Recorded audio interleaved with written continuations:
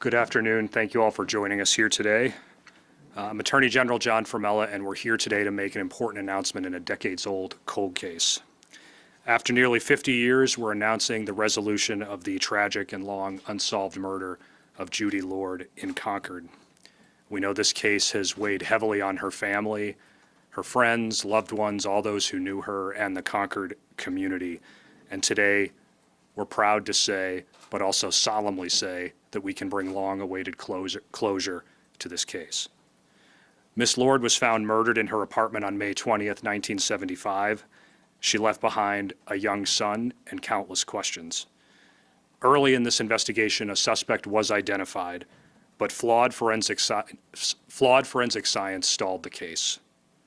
Specifically, a 1975 FBI hair analysis report incorrectly excluded what ultimately came to be our suspect and our perpetrator. This contradicted key physical evidence and other evidence at the time that made this individual a prime suspect. Today, thanks to advances in forensic science, unwavering dedication by the New Hampshire Cold Case Unit, the Concord Police Department, and many others, and modern DNA testing, we have definitively identified Ernest Theodore Gable as responsible for Miss Lord's death. If he were alive today, Mr. Gable would face first-degree murder charges. This is a case where there was no one piece of evidence, no one breakthrough that led us to closure. It was a number of things.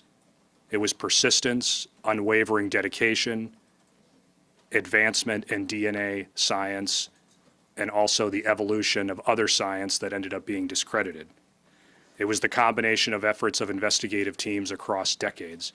No one person is responsible for this result today. It was truly a team effort, and it was a team effort that played out over many years. There's a lot of people to thank and acknowledge in this case. There's no way I can thank everybody, but I want to name at least a few. First, criminalist Roger Close, who's here today.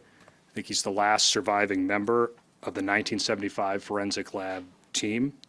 He assisted in collection at the crime scene and matched Mr. Gable's fingerprints to the front window at the scene of the crime. We want to thank Roger for all of his efforts. We have Sergeant Doug Wyman to thank. He's here today. He was there at the beginning. He even attended Judy's autopsy. Detective Chris DeAngelis, we want to thank today. He was a member of the 2015 investigative team. Sergeant James Moran is here today, part of the team.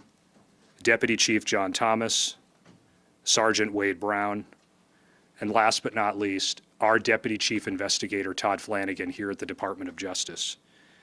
Todd was instrumental in getting this case reopened in the early 2000s and making sure we took another look at it. And it's been many years, even since that reopening, that it took to get to the result today. Most importantly, I want to acknowledge the family and loved ones of Judy Lord. Some of them are here with us today, and I know this might be a moment of closure for you, but I know it's a sad moment as well. So we want to thank you for being here, and thank you for keeping Judy's story alive. We have Joanne Buck here, Judy's sister, Maria McKenna, Judy's niece, Mackenzie Young, Judy's great-granddaughter, Lee Young, Judy's niece, and Gregory Lord Jr., Judy's son, who is not here in person with us today, but is with us virtually. Thank you again to you guys for being here, and we hope today brings some long-awaited closure and some comfort. We know we can never bring Judy back, just like we can never bring any victim back, but it is our job to keep working to uncover the truth, to bring closure for these families, and where suspects are alive, to seek justice. This case demonstrates that no cold case is ever truly closed until we find the truth, and that time is only one impediment. Time is also an asset because we will continue to work year after year, decade after decade, until we find the answers in these cases. Today is the closure of only one case, but this one case, I think, means everything to the family and friends of this victim, and we recognize that at the Department of Justice, that we have to keep working on these cases because these are real people, and behind these people are real families and real loved ones. Again, we hope today brings some closure to Judy's family and friends, And we know we can't undo the past, but we can keep searching for the truth. I'm now going to turn it over to Senior Assistant Attorney General Chris Knowles. He's the head of our cold case unit. He's going to walk you through a presentation of this case.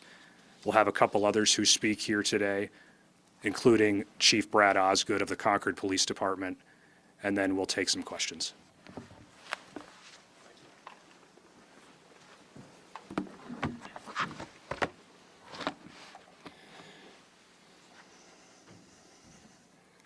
Good afternoon, everyone. Thank you all for being here this afternoon for this important case. Before I begin, I'd like to take a moment just to acknowledge the deep commitment and tireless work that has been put into this case by countless individuals over the last 50 years. Some of those individuals are with us today, and their commitment and their dedication is what has led to this resolution. So thank you. This case, the murder of Judith Lord, it spans generations. Generations of investigators, generations of detectives, attorneys, forensic analysts. And the resolution today is a testament to the perseverance shown by those individuals, the individuals at the Concord Police Department, at the Attorney General's office, and our specialized cold case unit. Their dedication and collaboration are the reasons we're able to stand here today and deliver the truth. Most importantly, we want to acknowledge the presence of Judy's family. We're honored to have Judy's family with us here today. Her siblings, a statement from her son, who was tragically just 20 months old when she was taken from our community. This long-awaited resolution is for them and for the entire Concord community.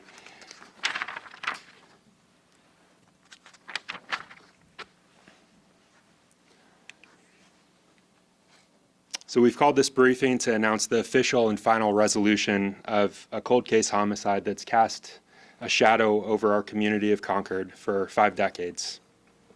That's the brutal murder of Judy Lord. And today, after the confluence of dedicated investigative work and the power of modern forensic technology, we're definitively able to identify Judy's killer as Ernest Theodore Gable. And while Mr. Gable will not face prosecution as he died in 1987, the overwhelming evidence gathered to date allows us to officially close this case as solved. First, we must acknowledge Judy Lord herself. Judy was 22 years old. She was a vibrant member of our community, someone that connected people with her music. She's from a large family. She was the 11th of 14 children.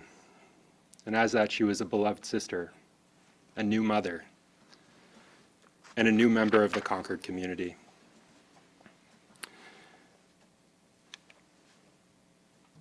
Judy Lord was found murdered in her apartment at the Concord Gardens Apartments on Tuesday, May 20th, 1975, at approximately 12:20 p.m. The discovery was made by her apartment manager, Joseph McVeigh, who entered the unit to collect overdue rent and because he'd heard a baby screaming for hours. And those persistent and distressing cries are what drew him to the apartment. He found Miss Lord deceased in her upstairs bedroom, and her young child was found unharmed in the crib in the adjoining room. She was murdered in her own home with her young child nearby. This is a view of the Concord Gardens apartment, and this box shows where Judy lived at the time of her murder. She lived in Building 19, Apartment 4. The scene police discovered bore witness to a violent and desperate struggle, centered entirely, or almost entirely, in the master bedroom of Judy's apartment. And as can be seen in the photos, the curtain in the bedroom was broken from the wall. The rod was broken as well. And most crucially, an alarm clock that was found in her bedroom had stopped because of falling and damage, which was consistent with reports of the time of what was heard from the scene. It had stopped at 1:47 providing a crucial timeline for the attack. Miss Lord was found naked, and evidence was immediately indicative of a sexual assault. The subsequent autopsy performed by Dr. Merritt Moon confirmed that the cause of Judy's death was homicidal strangulation. This is a photo of the apartment window, which would provide a crucial point of entry, a breach point into Miss Lord's home. Miss Lord had her apartment searched earlier that evening because of fears that she had, fears of individuals going into her home, so she had it searched, and the doors were locked. And consistent with that report, when investigators responded to the scene, they arrived and found the doors locked. And as we'll discuss, this window was consistent with how the intruder, Ernest Gable, gained entry. And I want to discuss the forensic evidence that was collected in 1975. Investigators of the day meticulously collected all forensic evidence available at the time. The most critical items were the biological evidence. There were two towels as depicted in this photograph, a white towel and a purple towel. And those were found at the foot of Judy Lord's bed where she was murdered. And those towels had hardened stains consistent and which would later be determined to be seminal fluid. The towels were still damp, which is consistent with the timeline that we have of Judith Lord, that she had taken a shower. Neighbors heard her showering shortly before a violent assault and sounds of a struggle. And that dampness was consistent with those accounts of hearing Judy shower prior to the struggle.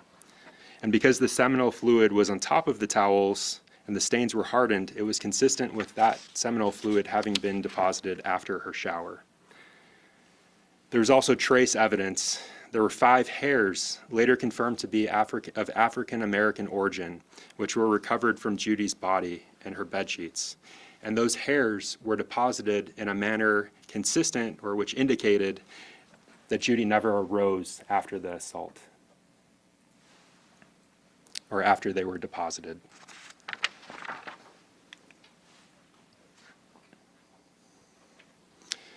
And the initial investigation into the murder of Judy Lord quickly and correctly focused on a suspect, Miss Lord's next-door neighbor, Ernest Gable, who was 24 years old at the time. The evidence against Mr. Gable was compelling from the start. And this photo depicts Mr. Gable. The name Stansberry, as we'll discuss, was an alias that he assumed after the murder and as he transitioned across the country to California. So the evidence against Mr. Gable was compelling from the start. Mr. Gable had motive. Multiple witnesses, including Miss Lord's own sister, told police that Judy was genuinely afraid of Mr. Gable, and that was due to his persistent and unwanted sexual advances. He'd appeared in her apartment just a week before the murder, while his wife was out of town, making sexual advances and making her uncomfortable. An associate of Gable's even reported him making remarks about getting a piece of that meat from Miss Lord. Mr. Gable also had opportunity. He lived in the adjoining apartment. He was dropped off at his residence after a night of drinking shortly before the sounds of a struggle, placing him at the scene shortly before neighbors reported hearing Judy scream, "Leave me alone," and the ensuing sounds that followed. The physical evidence collected further cemented Mr. Gable as a prime suspect in this case. 5 of Mr. Gable's fingerprints were found, recovered from the exterior of the window in a manner consistent with it being pushed open and someone forcing entry. Furthermore, the autopsy noted scratches to Miss Lord's face and neck, and investigators observed Mr. Gable had long fingernails such that during one of his interviews he took blood from picking himself. And he was perfectly capable of causing those marks. Conversely, her estranged husband, Greg Lord Sr., His fingernails were bitten down to almost the nub in a manner consistent with historical or habitual biting. Finally, the preliminary blood analysis showed that the seminal fluid, which was deposited on those towels, was from type B or type AB, a type B or type AB secretor, and Mr. Gable was determined to be a type B secretor. Now, this overwhelming circumstantial evidence led investigators to seek comparison of Mr. Gable's hair, of his blood, to the samples from the scene. But he refused to provide those samples. And that resistance led to a novel and precedent-setting court case, which resulted in him being compelled to provide his samples. Mr. Gable challenged a search warrant for his DNA, for samples of his hair, which was novel at the time. And that case was appealed, which made its way all the way up to the New Hampshire Supreme Court, whose opinion is pictured here. It depicts an individual named John Doe. That individual is Ernest Gable, and that was done to protect his identity as the active investigation was ongoing. And on December 3rd, 1975, the court ruled in the state's favor, and in this case, precedent was created, a legal landmark was set, and something that investigators do routinely every day in investigations, collect a sample, was made possible as part of the legacy of Judith Lord. It allows law enforcement to obtain biological samples.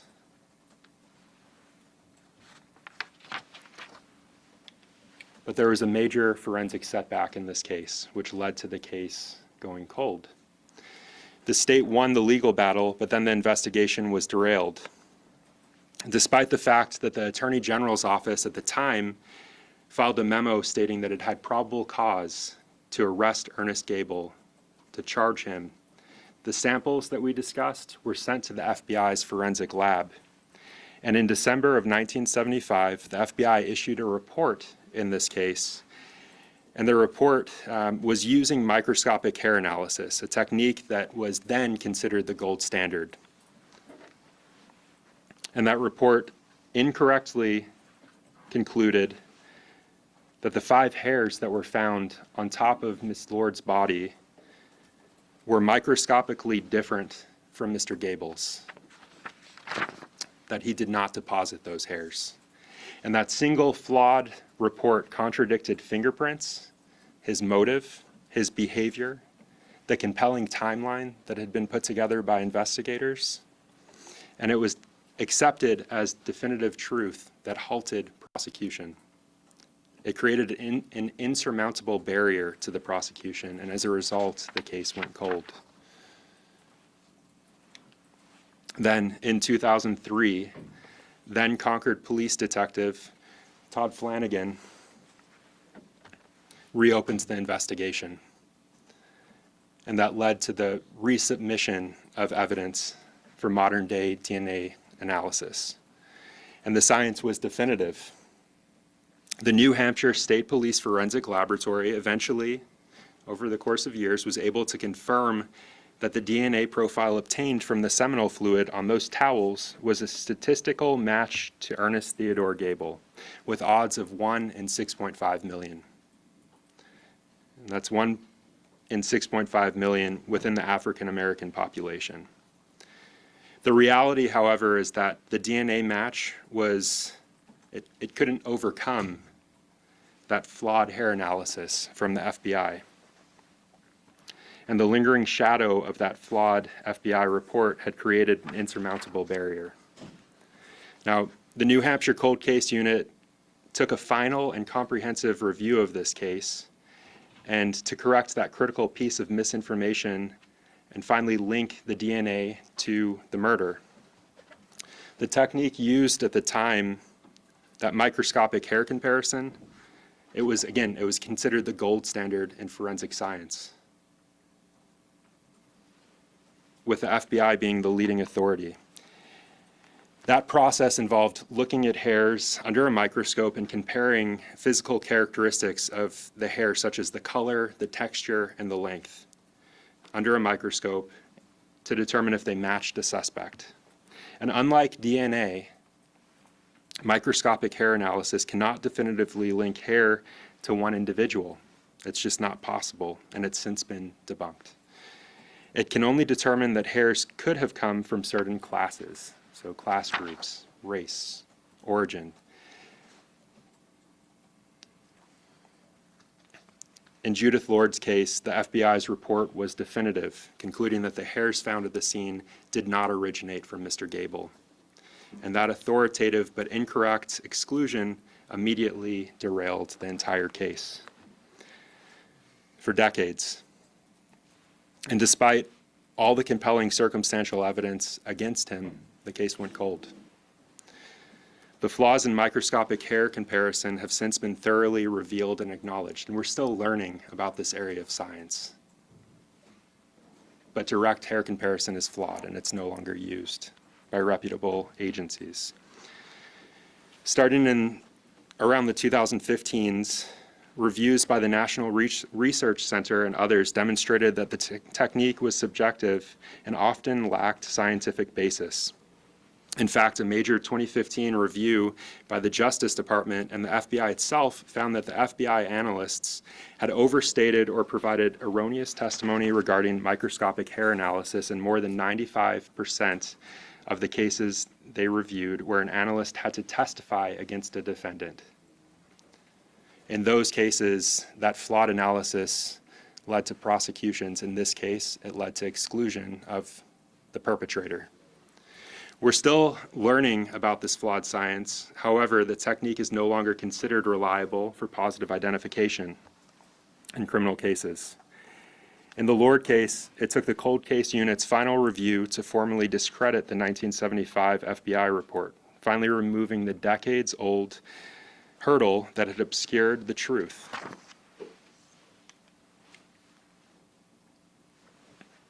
The final review team uncovered deeply disturbing patterns of sexual violence that directly correlated with the facts of Miss Lord's murder. As previously mentioned, former girlfriends detailed how Mr. Gable forced non-consensual acts and how he would put a pillow over their heads during sex. Critically, he planned to kill one woman by putting a plastic bag over her head and strangling her, which is something that witnesses detailed.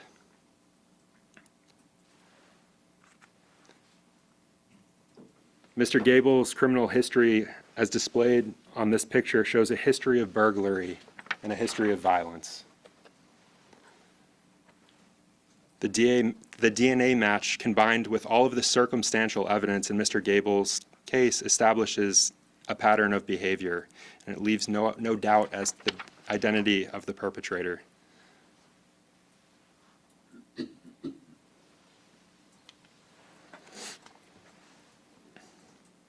So based on the totality of the evidence, the irrefutable DNA, the fingerprints, the witness testimony, Mr. Gable's clear pattern of violence, the Attorney General's office has concluded that if Mr. Gable were alive today,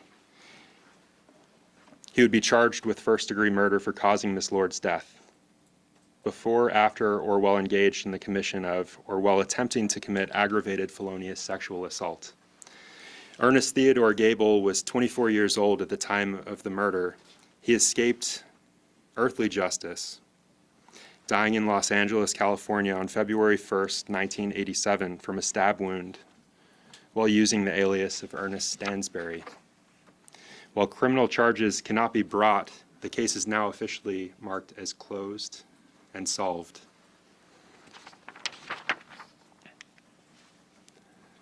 Our final thoughts today are with Judith Lord. As I said, she was a daughter, she was a sister, she was a friend and a mother, and her life was stolen from her.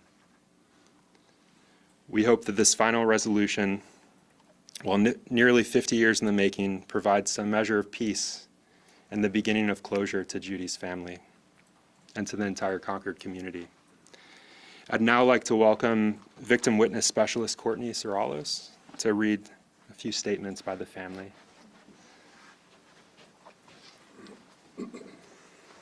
Hi, my name's Courtney. I'm an advocate here at the New Hampshire Attorney General's office. I first have an impact statement on behalf of Judy's family, written by her sister, Joanne. It reads, "On behalf of the family, in regards to the death of Judy Lord, we would like the public to know that in spite of it happening many years ago, it still has a negative impact on the family, especially myself. There are many words to express how this has made me feel anger at the loss of her future and the unknown of her future and what she could have become. Judy was a kind person who loved her son very much. She stated many times to me that she wanted him to have a good upbringing.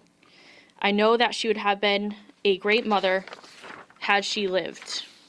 She was an avid guitarist and lover of music, often playing her guitar anywhere she happened to be.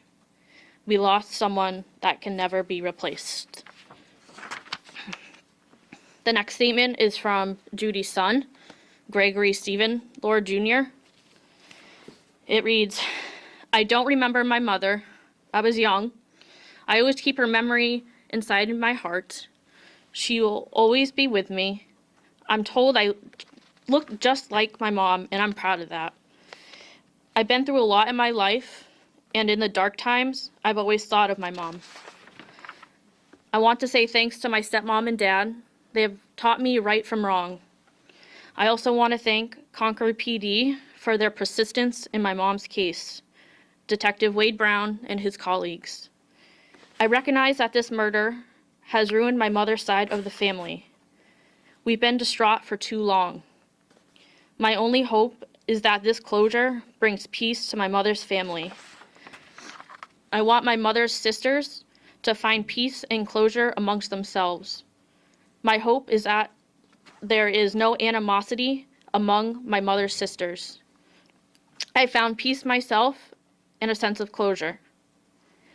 Closure to me doesn't mean I dismiss my mother or what happened to her. It gives me strength to move forward. Thank you."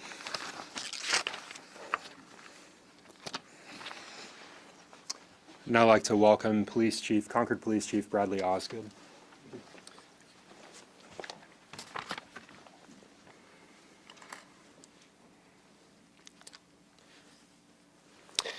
Today is a significant day for the city of Concord.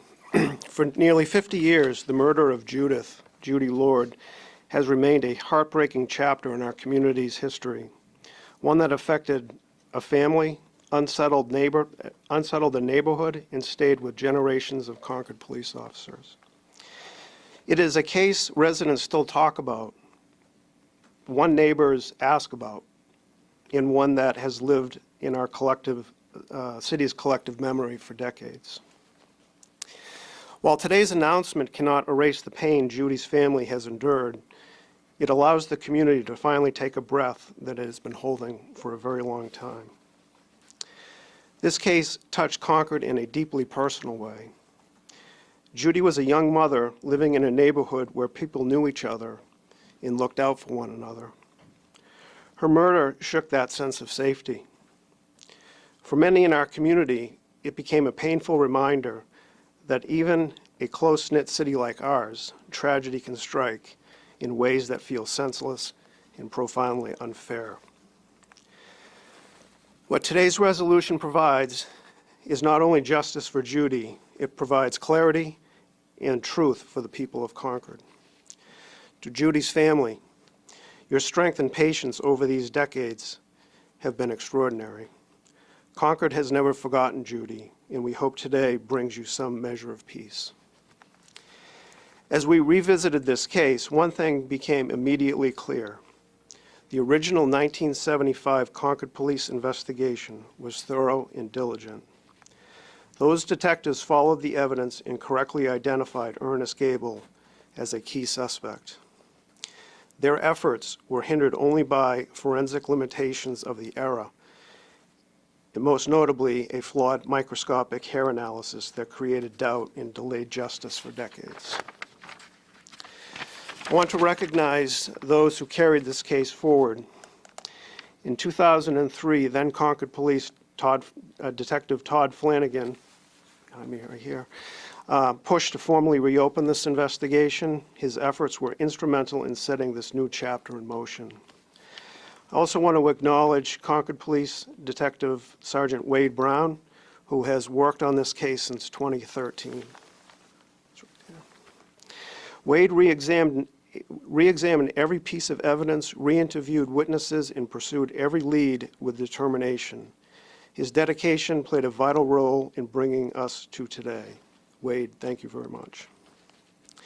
I especially want to recognize the Concord Police investigators from 1975 who are here today with us. James Moran, in the middle here, he was a sergeant at the time. Doug Wyman, to my right, he was also a sergeant at the time. And State of New Hampshire Forensics Lab Technician Roger Close is right here. And many others, dozens that were involved in this investigation over the past 50 years. Your careful work laid the foundation that made this resolution possible. Today's definitive scientific confirmation was born out of your solid and very thorough investigative work nearly a half-century ago. This case stands as a testament to persistence, partnership, and the continuing advances in a forensic science. It shows that what can be achieved when generations of law enforcement remain committed to the pursuit of justice. To the people of Concord, this resolution reflects the kind of community we are, one that remembers its victims and never stops seeking answers. No matter how many years pass, we continue to pursue justice with the same determination shown throughout this investigation. Today, we honor Judy Lord and reaffirm that in this city, no victim is forgotten. Thank you.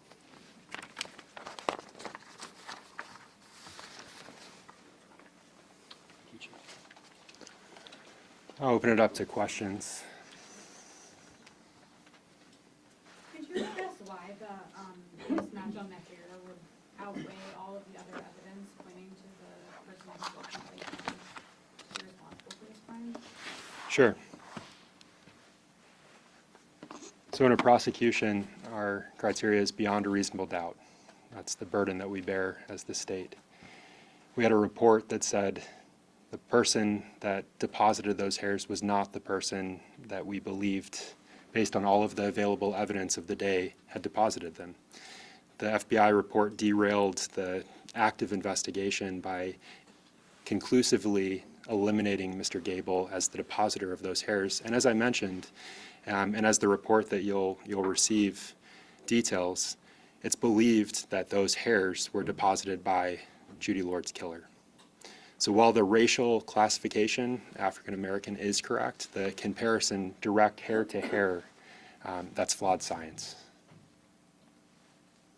The Attorney General's office is obviously putting more resources into the cold case DNA. This is 50 years on. How many cold cases are you guys actively looking into right now? And what do you tell families who have waited 50 years to get justice or get answers? Who's next, you know? So Judy Lord's closure, the resolution of this case, should be one of hope to not only our communities, but the victims and the family members, the loved ones of our cases.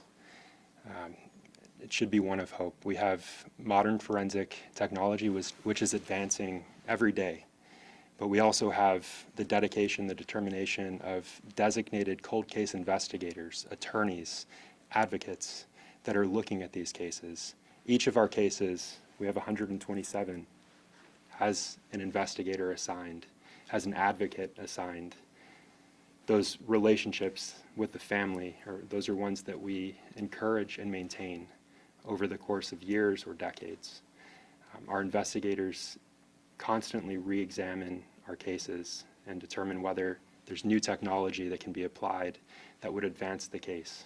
Our goal and the family's goal are the same. We want to give answers. We want to hold people accountable, and we want to give closure to families, the beginning of closure. We're in a position where we have the most robust cold case unit our state has ever seen.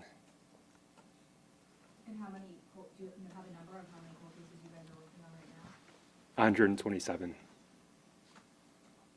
Are you aware of any other cases that have used the same now debunked science, and will you prioritize those or take another look at those in light of this case?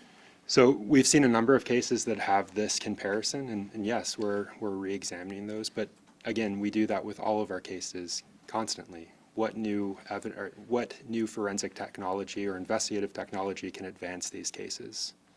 What wasn't capable in the past? In this case, I think the testament of the original investigators is that they collected DNA in a time when DNA wasn't a thing. They secured samples. They tested it. They did everything they could to advance this case and to bring closure. And but for that flawed DNA or flawed hair analysis, they weren't able to move forward. But that's what we've seen throughout the years is we have investigators who have moved cases forward in a positive direction. Maybe their generation won't be the ones that solve it, but their work is foundational in advancing a case and hopefully leading to justice. And so the conclusion, I mean, the fingerprints were on the window, and the decision was made, well, it looks like his fingerprints were on the window, but we believe the hair sample was somebody else, so therefore. Again, the hairs were believed to have been deposited. The evidence supports those hairs being deposited. The location of the hairs being deposited by the perpetrator, the person who sexually assaulted and murdered Judy Lord. We had a report that said it was not, those hairs were not deposited, or those hairs did not come from Ernest Gable. And so even in the face of that other evidence, the timeline, the victim or the witness statements, the victim's statements to witnesses, we weren't able to move forward. But since this science has been debunked, is there evidence that people have been wrongfully prosecuted and convicted based on that earlier evidence? Yes, and as I mentioned, the FBI has initiated identifying those cases and responding to them. So the FBI has taken it upon themselves with the Justice Department to identify each of those cases where they've provided testimony or a report. Can you talk about the forensic technology that was used to test the evidence again? Sure. So DNA analysis, which wasn't a thing in 1975, has been utilized in this case several times. Evidence has been tested and retested, and then the fingerprint analysis. That was done in 1975, which linked Ernest Gable to the fingerprints that were deposited on Judith Lord's, the exterior of her window.